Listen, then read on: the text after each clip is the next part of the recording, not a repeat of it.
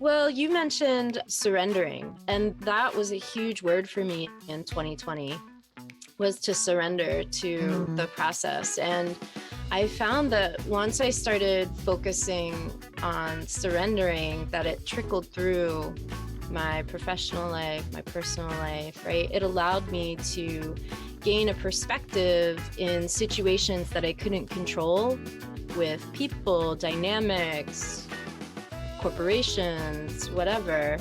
It allowed me to move through them easier in a way that had a little bit more perspective, because I was constantly, willingly putting myself in an environment that I couldn't control, the open water. I was able to then translate all of the lessons that I learned out there to situations I would find myself in or that would be happening around me. And it made it easier for me to navigate those particular challenging situations. Hello, you are listening to the Late Bloomer Living podcast, where we are reimagining and redefining what it means to be in midlife, where we are gathering energy, momentum, and excitement for our next chapter via candid conversations with other midlifers about their own pivots, pitfalls, and triumphs. I'm Yvonne Marchese, your host, and I'm so happy you're here. Adulting can be hard, but you don't have to go it alone. I created this podcast to give you inspiration and let you know you're not alone in feeling stuck in midlife. Both men and women are welcome here, but if you are a woman, I also invite you to join our Midlife Uprising community for women, where we're making waves and reimagining what it means to age. Being part of this community for women will remind you on a regular basis that you're not too old and it's never too late to do that thing you've been thinking about. You can find more information at latebloomerliving.com/community, and I hope to see you there. When was the last time you surprised yourself by trying something new or pushing yourself to do something that scares you? I am very excited to introduce you to my guest today. Valerie Farber has always loved swimming. It's been a regular part of her routine for years. Swimming in a pool was a controlled and meditative way for her body and brain to quiet and connect through rhythmic movement. Now, when the swimming pools shut down in 2020 due to COVID, Valerie realized just how much she missed swimming, and she knew she had a choice to make. She reluctantly started swimming in the open waters of Brooklyn, New York, while fighting off long-held fears and anxiety about the big wild blue. She has managed to surprise herself and now swims year-round in the cold waters off Brooklyn, New York. I can't wait for you to hear her story. So, okay, without further ado, here's Valerie Farber. Hey, Valerie, thank you so much for being with me today. Hi, thank you. I'm so happy that you asked me to join this and chat with you. I'm really excited to be here. I'm really excited too. So I just thought I'd mention that you and I met through what was called the What Works Network. Yep. We do these Monday huddles where we get on a Zoom call, and there's probably 10 to 20 of us in there on any given day, you know, and then something came up and you mentioned this open water swimming that you're doing. And I was like, Yes. What is that about? I need to talk to Valerie. Yeah, I do tend to mention it a lot because it's so important and so exciting to me. It's like a little bit of adventure in the middle of Brooklyn, and I adore it. It's incredible. Yeah. So let's go back to before you were doing open water swimming. Okay. Yeah. And you started during COVID, right? Yeah.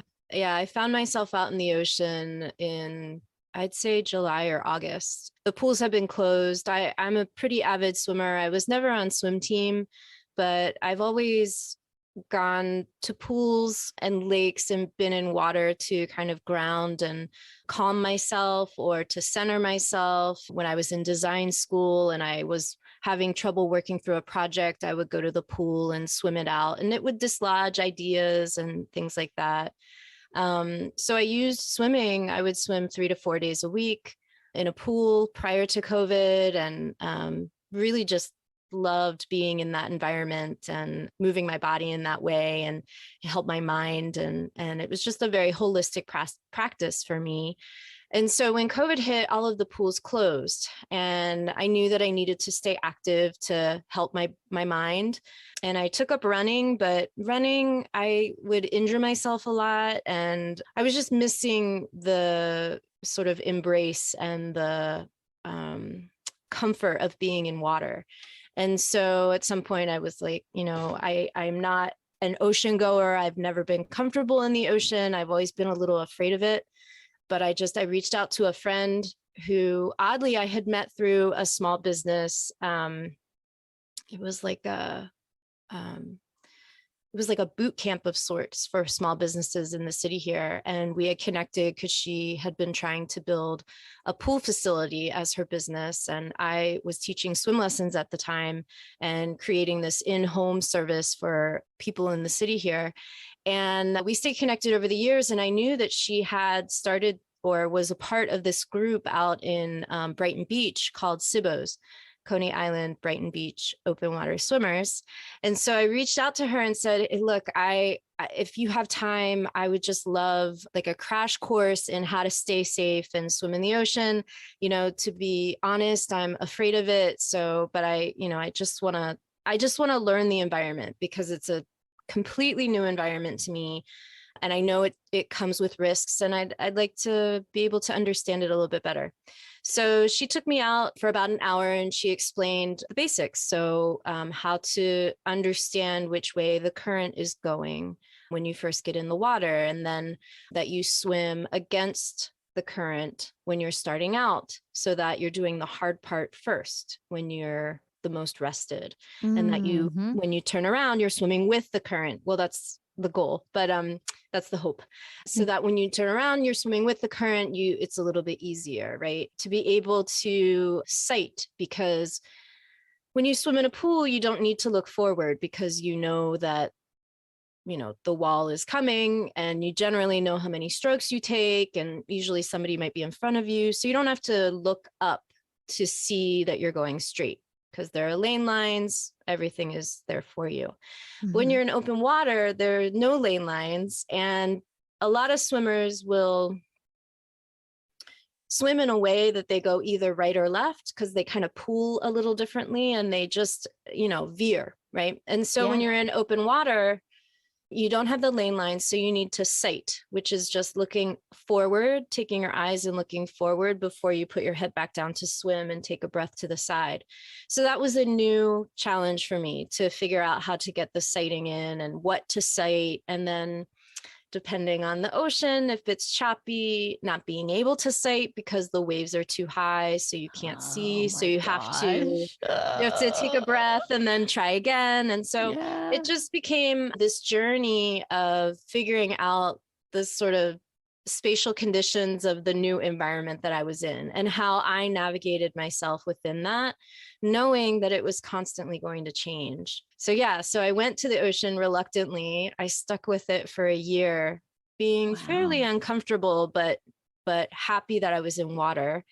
And between the community and my dogged persistence and patience and trying things and learning, I just completely fell in love with it. And now I can't get enough of it. Wow. So did you, for that year, did you constantly go with the same friend? You mentioned a community. Was she like did you latch on to her and go, just take me with you? I mean, at first, because she's a very patient teacher and a very patient swim partner. But as I got to know the community, I got to know other people, and I would try swimming with them. It just sort of naturally, you find your way, as you do with any community, right? You sort of enter at a certain point and then you find your way through it, or gravitate towards different people, or, push yourself to reach different levels, and that lands you in a different group. So yeah, I swam with her for the summer, I'd say, and tried to stay consistently with her. I did challenge myself to go by myself. And I found there was one day that I went, it was probably early on. I went by myself, and I must have felt strong that day, or maybe I need to work through something, but I swam hard and I swam past where I normally swim. And when I kind of took a moment to look around, I thought, oh my God, I'm really far out. I don't know how I got so far, not far out from the shore, because you swim parallel to the shore. So I did that okay, but I went a further distance, and I wasn't familiar with the surroundings, and I just got myself nervous. I got in my head. It was probably within a month of me starting. And I panicked, and I thought, you know what, I'm just going to swim back, and I'm not going to do this again. Like, I'm going to pull it back. When I go by myself, I'm going to stay within an area that I know and make sure that I'm calm and, can feel comfortable, because I was out there what felt like by myself. I'm sure there were other swimmers at some point here or there, but I freaked myself out. And so then I can imagine that would be scary. Yeah. So then I started, reeling it back, and I would swim to like the long jetty and back. And that was my routine if I were by myself. And if there were others with me, then I would go further, but only with others. Yeah. And Which just seems smart to me, especially when you're first starting out. Absolutely. Right? Absolutely. Yeah. When I now teach beginner open water swimming in the summers, and I tell everybody that, go with people. And I do couch it by saying, if you do come by yourself, please stay like where you are comfortable, like really back off it, stay where you can stand, if that is what is comfortable for you. Only go 1 or 2 jetties and do a loop. Like, don't push it. You can push yourself, but make sure you're doing it in a safe way, and that you have the tools either at the ready to be able to keep yourself calm and safe, or there are others around you who can look out for you and be able to kind of reel you back in if your mind starts playing a little bit of, hopscotch. Look at you, man, from complete newbie beginner in 2020 to now teaching beginning lessons for other people. So cool. Yeah, it's really fun. And we do get like pool swimmers who are just new to the ocean, and so they don't carry a fear of the water and being in deep water or being in open water. They don't carry that fear. Yeah. So we teach them the important things like sighting and how to figure out the currents and all of that good practice, like making sure you have a buoy so that boats can see you, other swimmers can see you, bright caps, right? So all of the sort of basics, we go through that. I need you to back up, because I don't know what it means to have a buoy. So do you tie something onto yourself? Yeah, you can think of it as like do you know what a dry bag is? Like it's just like an inflatable that has a tether, and you tie the tether around your waist, and then it drags behind you, and it's brightly colored, and it floats so that people can see you if you're swimming far away. Boats can see you easier. Smart. Yeah.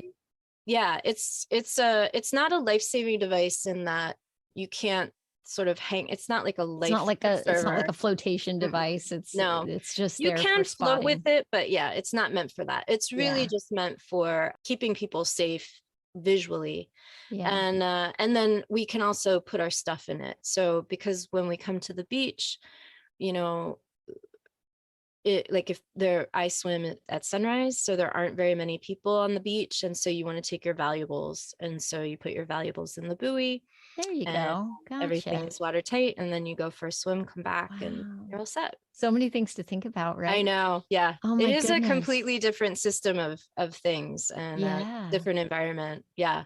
And not only the water, and you have the water and its conditions, and you have your sort of routine and what you need to do to keep yourself safe, but then you also have the air, right? And the sun and the sky, what the actual outside weather is doing, because that can affect the water. It can affect after you Big get time. out. Yeah. Yeah, I've been thinking about the whole time you've been talking about the swimming. I've been Mm-hmm. thinking about my time on the paddleboard, Mm-hmm. and Yeah. when I first started going in in Long Island Sound, Uh-huh. as opposed like the first time I went, it was on our Norwalk River, and it was very steady, easy, and you get out on the Sound, and the first time I went on the Sound, I was in the drink like every 2 seconds. I was falling off my board just because there were waves, Yeah. and oh my gosh, I was just laughing. I was like, I can't even stand up. The last time I went, I didn't fall at all, Yeah. But what I have learned,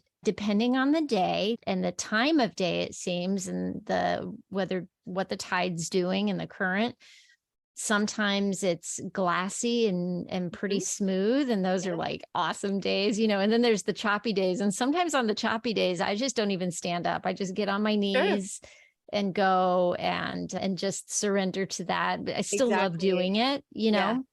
Yeah. or I sit cross-legged. Sometimes Yeah. I just lie on my board and float, and it's the Yeah. best, most relaxing thing in the world. Yeah.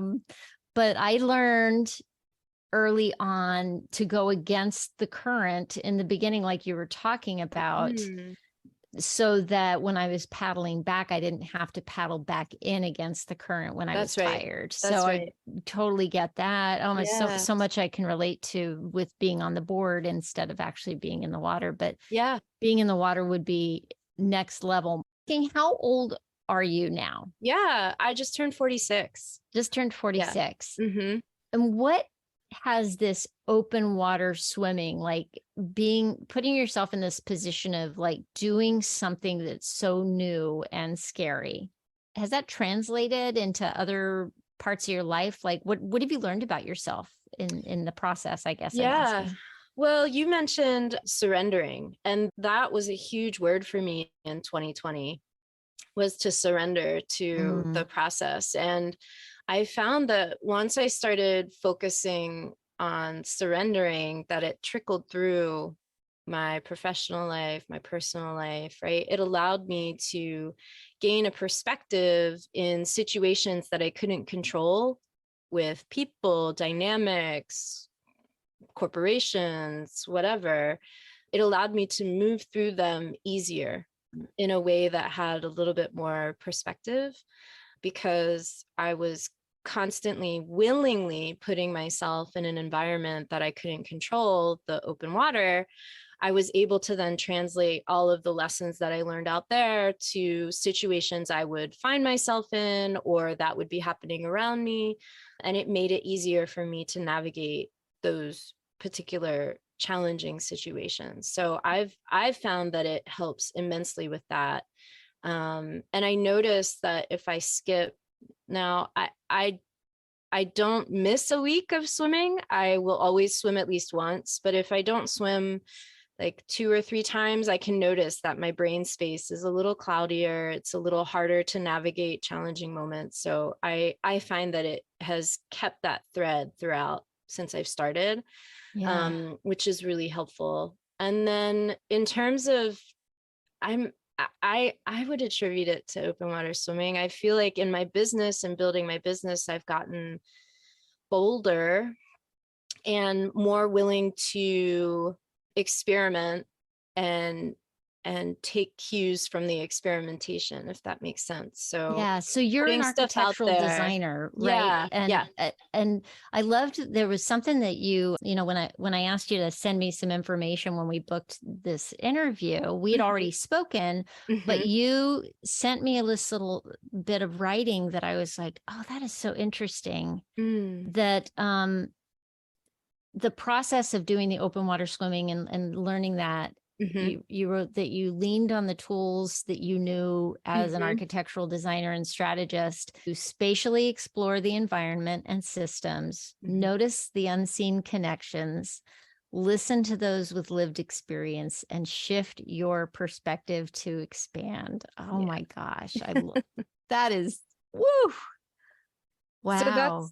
that's how I move through the world in general. And it's what I know how to do. It's the design background that I had when I went to architecture school, and it can feel a little overwhelming at times to notice all the systems and, see all the connections, but it really is how I make sense of the world. And so when I did go to the ocean, and in a completely different and, for me, very scary environment, I leaned on those things that I knew to be able to make sense of it and find my own self through it, right? I To love that, because I think, we forget that our lived experience in one area is going to serve us when we step into doing something new. Like I just think that, we get to a certain age and we start to limit ourselves Mhm, from doing new things mhm, because they are unknown. mhm. And we forget that we're badasses, that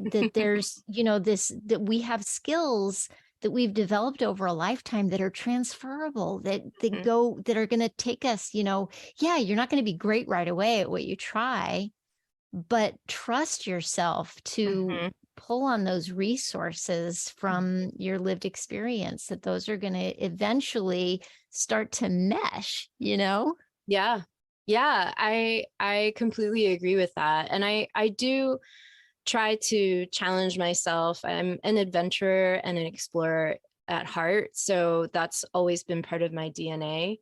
And I think having taken that journey into the ocean, and it meshing with a time where I really did need to lean into building my business a little more seriously, because COVID had disrupted, I had a full-time job before COVID hit, and I had been slowly building my business on the side. But once COVID hit, I had to pivot pretty quickly because I had lost that full-time job. And based on what I knew about the architectural industry and how tied it is to the economics, I didn't see that turning around so quickly. And so I pivoted. I pivoted pretty quickly. And, my background was in designing public spaces, so libraries, co-working spaces, healthcare environments, performing arts, those types of spaces. And those were the spaces that weren't being used or developed at that time. So Right. And who knew when that was going to come exactly, back at that time, too? That was, exactly. Or if it was going to shift into a completely different model. So yeah. I took a look at, we were all kind of on Zoom at that time. And I know that we were leaning on in the network, that small business group that you mentioned earlier, we were active in there. And then other communities were becoming more active on Zoom. And I just started paying attention to what family and friends and communities were saying. And everybody was struggling and having to make their homes a space now that contained both their private routines as well as their public routines. And I thought, oh, I know what's going on here. I mean, when we design a public space, we have to navigate a bunch of different stakeholders, a bunch of different people who need different things. So think about a co-working space. You have the people who operate the co-working space. You have the businesses that are part of the co-working space. You have the operating systems of photocopying, lunchtime, mail delivery. All of these different systems are at play, and everybody needs something a little bit different, but obviously similar enough that you're congregating all together. It's the same in a home, right? You're all congregating together because you're a family Hmm. and you all need similar things, but you're individuals. So you need your own things as well. And so I started to talk with people about how to understand the systems that were being created in their home that were new systems, and how that was disrupting their existing systems, and then how to marry them together and to help people understand that they could create space in a way that supported them through this change. And so that service, through the year took on different iterations. And now for residential individuals, I help them understand how to create space during times of transition for their home, for their head, for their heart. So a very holistic look at basically what was a public space exercise, how to look at operations, systems, your personal needs, and then the physical space and how that all ties together. Wow. What a cool pivot. Yeah. Yeah. It was surprising. It was Yeah. surprising. I had never been interested in doing residential design. I had always focused and gravitated towards the public sphere. And so it was interesting to mesh those two worlds together. It was Did really you, fascinating. I have to wonder, did the pivot in your business come before, during, or after embracing the open water swimming? Yeah. So the idea for pivoting, I tested it out. There is an organization, it's global, so you may know of it, called Creative Mornings. And Mm-mm. they had pivoted themselves because they were mostly an in-person once a month gathering in whatever city was that your chapter was in. And they pivoted and they put a call out to people to host virtual field trips where you could get on a Zoom call with, I think, upwards of 800 people globally could sign up. And you could teach them something or share something or, just present something to them. And so I tested out this idea of how to sort of make what I call intentional space making, looking at your space holistically, walking through the systems, understanding them, all of that. And it had a good response. And so that was fairly early on. I think I was laid off in April and I gave that talk in May. But then because I wasn't swimming and able to let my brain sort of reset in that manner, I wasn't able to take quick action to make that pivot happen. So I was moving really slowly in getting a service up and running and reaching out, doing marketing, all of that stuff. Mhm. And when it became like just my mental health was just not, it was struggling. And that's the point where I was like, I got to get in water. And that's when I went to the ocean. And after that, I was able to kind of get a different baseline and I could take on the effort of creating that service and offering it to people and having clients and marketing and all of that. So Yeah. it was sort of in tandem, I guess. Yeah, it sounds like it. It Yeah. sounds like it went hand in hand. Hmm. That is very cool. And now Yeah, you swim like year round in the open water, right? I Cold, do. doesn't matter. Yep. Woo! Wind, snow, rain, My sleet. goodness. Yeah, Wow. yeah, Wow. it's That really is fun. so impressive. My goodness. So what are you excited about that is coming up? Actually, let me stop. I Sure. have a question for you. Okay. From where you are now, Hmm. and you're 46, Hmm. has your vision of yourself as an older person, Hmm. let's say 60s, 70s, Mm. has that shifted in the past few years? Is that anything you could identify? I'm just curious. I don't know. I guess like my mom just turned 80 this year, and my dad is going to be close behind her in September. And I look at their lives and they're very interesting because my dad is very focused on physical health. And I get a lot of my sort of diet hacking or biohacking or experimenting and tracking what's going on in my body from him and staying active. And my mom is very concerned with mental health, like avoiding dementia and keeping her brain active and reading and crossword puzzles and things like that. And so I look at them and I think, well, if I can maintain the best of both of them, then I'll probably be doing okay. So I think for me, it's more about building habits now that can carry me through those ages. I try to maintain my current habits for longevity, I guess is the point. I do have lots of friends who are in this swim group who are older than me, who are taking on big challenges like swimming the English Channel and doing these marathon swims. And while I'm not sure that I'll be a marathon swimmer, these marathon distances of 10K and upwards, I do like the idea of maintaining that sense of adventure regardless of age. And I think swimming is a beautiful way to do it because it is so gentle on your body and affords you much more mobility freedom as you get older. So I take it day by day and build in the habits that I believe will keep me young at heart and in body, at whatever age. Yeah. Thank you for answering that. Of course. Yeah. Love it. So what are you excited about that's coming up? So I guess two things. One, with the swimming, I signed up for the Arctic Circle swim, which takes place in Finland and Sweden.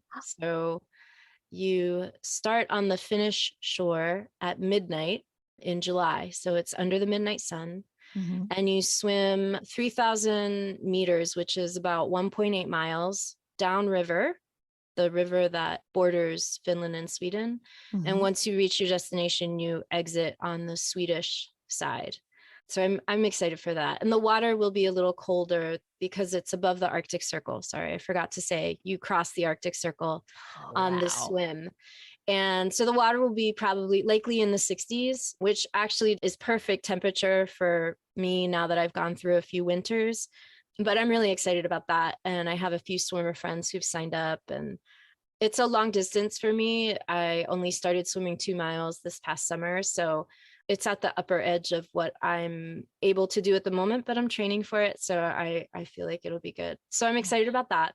Yeah. And then business-wise, I'm creating an audio course. And it is basically what we talked about earlier, where it's an on-demand course where you'll have exercises to do. The audio will be fed through your podcast of choice, so you can listen to it while you're on the go. And it just helps you organize and ground and find clarity and calm during times of transition in your home. So that could look like having a toddler who's learning to walk and having to reconfigure everything in your home, or empty nesters who are looking at college age kids and how their home space is different without them around, or welcoming post-college age kids back. Yep. It could be useful for people who are starting to do work from home and need to figure out their systems in that moment, or aging and different abilities to be able to navigate as you shift and move forward in your age. Wow, those are all so relevant. I mean, these are the things, these are the life shifts, these are the adjustments that we go through in the course of a lifetime. That's incredible. Oh my gosh, that's so exciting. Yeah. So you're in the middle of developing it right now. Is it something that people can find, or should they get on a waiting list to get more information from you? Sure. Thanks for asking. You can go to spatialmedium.com. And I'll have a link there, and hopefully it will help people, as I think we're kind of all realizing that change is going to happen no matter what. And the better we can have support systems in place for that, right, the better we can navigate it. So fantastic. Oh my goodness. I'm so excited for you for all of it. Wow. Thank you. Arctic swim. Woof. I know. Girl, I'm excited. Blowing my mind. So amazing. Thank you so much for being with me today. Thank you. This was a total delight. Yeah. I agree. Thank you so much. Well, there you have it. When faced with obstacles, you have a choice. Give in and give up, or find a way around the obstacle, embrace the challenge, and surprise yourself. Swimming in the open water was unpredictable and scary for Valerie. It required her to deliberately enter a space that was ever-changing and uncomfortable. Finding a way to calm herself was a requirement to keep her safe from drowning or injury. And I love that Valerie leaned on the tools that she knew as an architectural designer and strategist. Spatially explore the environment and systems, notice the unseen connections, listen to those with lived experience, and shift your perspective to expand. To her surprise, it worked. It expanded her sense of what she was capable of and helped her pivot her architectural business. When we embrace the unknown and move through our fears, we are unstoppable, my friend.